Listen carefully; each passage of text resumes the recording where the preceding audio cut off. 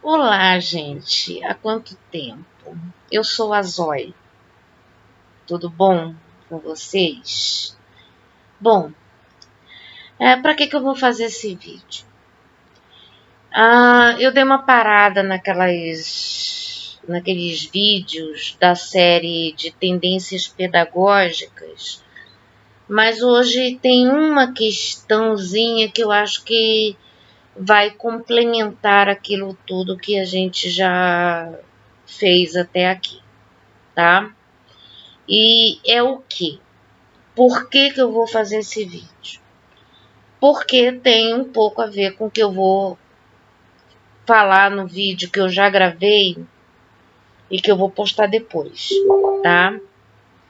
Então é o seguinte. Nós estávamos discutindo as tendências pedagógicas e nós vimos que existem as tendências liberais e as tendências progressistas, né?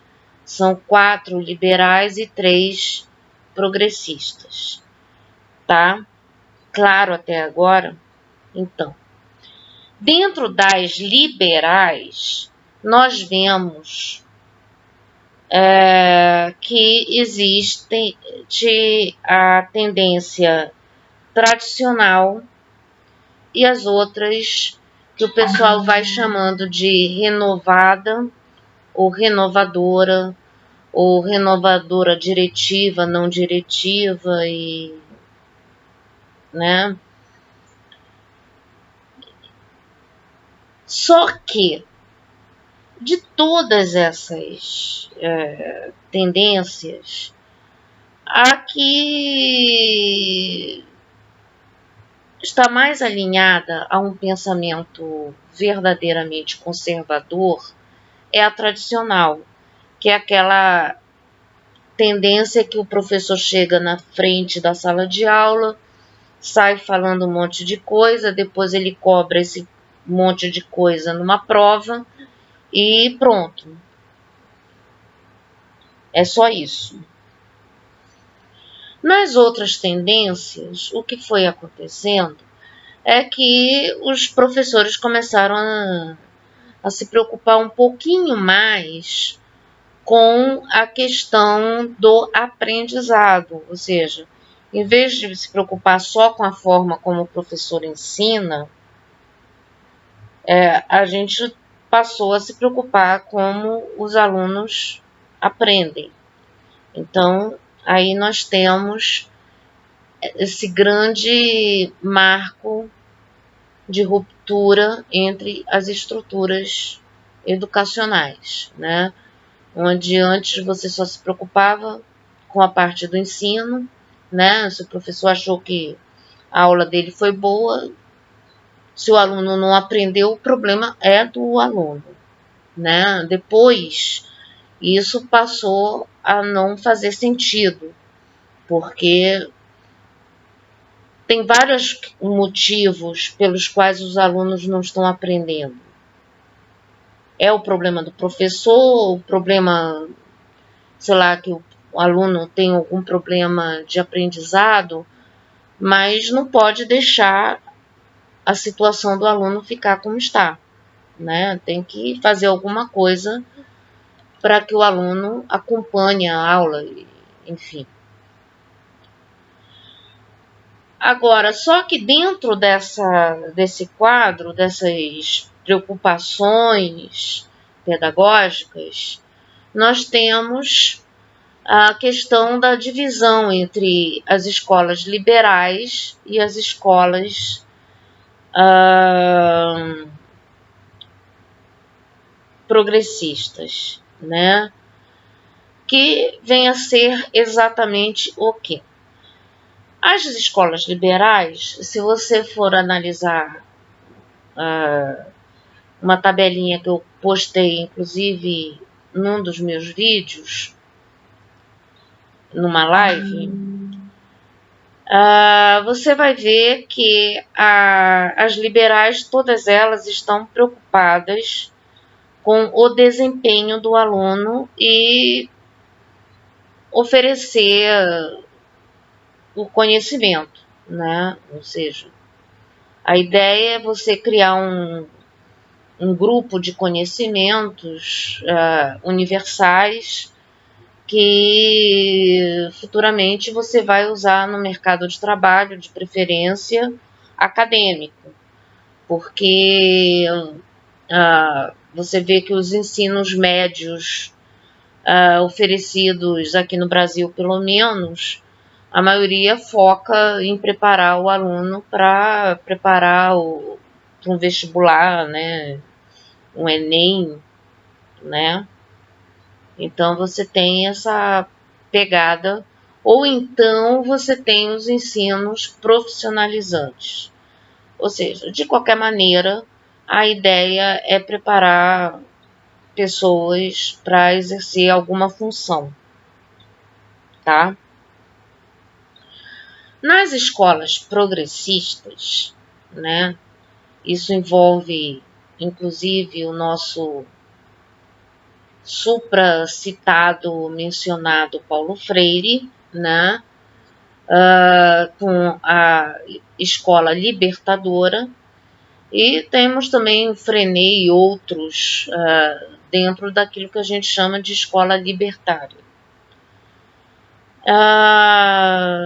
Enfim, para que essa divisão nos interessa, né? É porque essas escolas, além de preparar os alunos para o futuro, para o mercado de trabalho, para as universidades e para o que quer que seja, né? Também visam trabalhar a questão da consciência política desses alunos, a responsabilidade que eles terão futuramente em relação à própria vida e à sociedade, e a questão da emancipação dos próprios da própria classe, né? Porque são pedagogias que visam gerar uma consciência de classe, e essa consciência de classe vai fazer com que você tenha possivelmente mais condições, mais ferramentas de futuramente batalhar pelos seus direitos e não ficar à mercê dessas políticas, né? Que muitas vezes se transformam em verdadeiras migalhas para os menos favorecidos, né? Então, por exemplo, uma das críticas que eu fazia ao Bolsa Família, eu acho que como medida emergencial, eu acho salutar, né? Como uma medida para dar um começo na história. Mas uma crítica que eu sempre fiz a isso é que ela estava sendo feita de uma forma que mantinha aquela pessoa, aquele beneficiário do sistema submisso. Ou seja, aumentava um pouquinho ali o poder de compra dessa pessoa, mas não aumentava o poder de crítica dessa pessoa ao sistema, né? E enquanto você não tem uma classe conscientizada sobre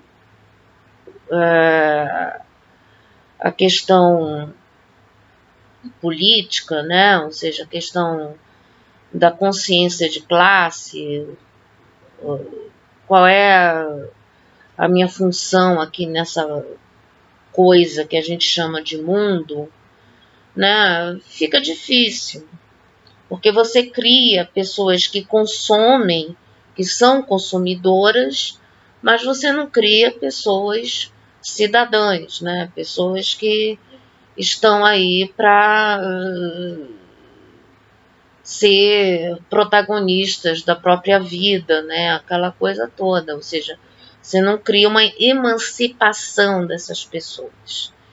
Então, essas aulas, esses pensadores, esses pedagogos, né, como Paulo Freire, ele tinha essa visão de que não adiantava você simplesmente ensinar as coisas se você não cria uma noção de... Você não cria essa autonomia, se você não desenvolve um pensamento emancipado nessas pessoas, né? Ou seja, espera lá, eu posso muito mais do que isso, né? É mais ou menos por aí.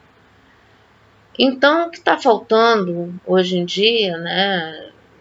E por conta disso, hoje em dia você tem uma classe trabalhadora e até mesmo um monte de gente desempregada, e eu estou inserida nesse contexto, um monte de gente desfavorecida que diz amém para tudo quanto é coisa que venha do governo.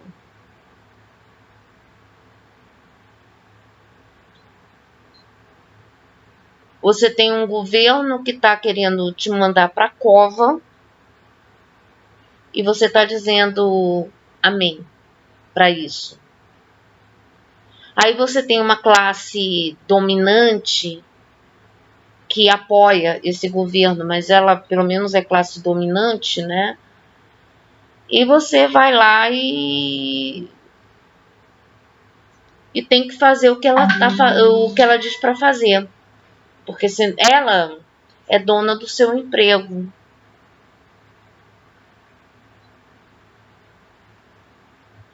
né?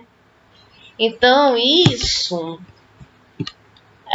por isso que o Paulo Freire, né, é um dos caras que a gente vê o pessoal da direita metendo malho, né? Porque o cara tinha essa perspectiva. E uma prova de que Paulo Freire não é assim tão amplamente usado na educação brasileira é que a gente está vendo essa submissão toda do povo a esse discurso dominante dessa elite. Quer prova maior de que Paulo Freire não está sendo usado do que isso? Porque se Paulo Freire tivesse sido usado do jeito que está escrito nos livros dele, hoje em dia nós teríamos uma classe popular mais atuante e menos submissa.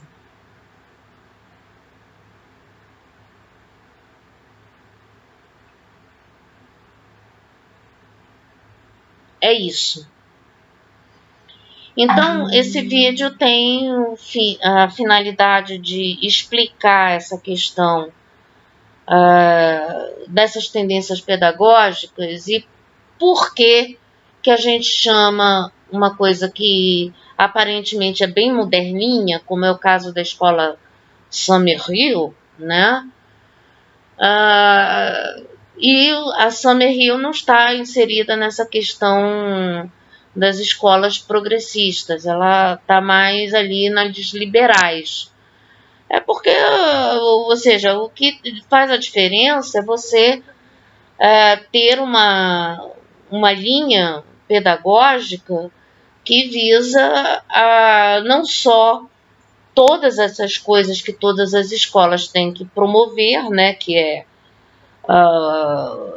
a capacitação profissional das pessoas, né, a capacitação intelectual, como também uma capacitação política para ela sair da escola sabendo gerenciar os seus direitos, né?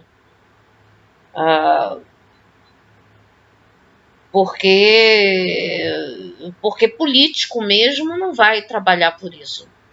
Político mesmo não, assim, pelo menos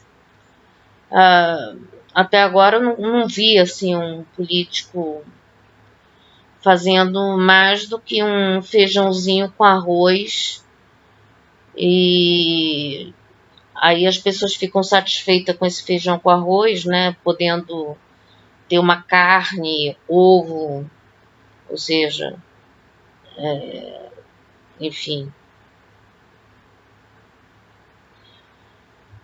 Por isso que eu resolvi fazer esse vídeo para postar antes do outro, porque esse aqui vai servir assim de base para o outro, onde eu falo mais especificamente dessa questão ideológica e da militância, né? Então é isso. Obrigada.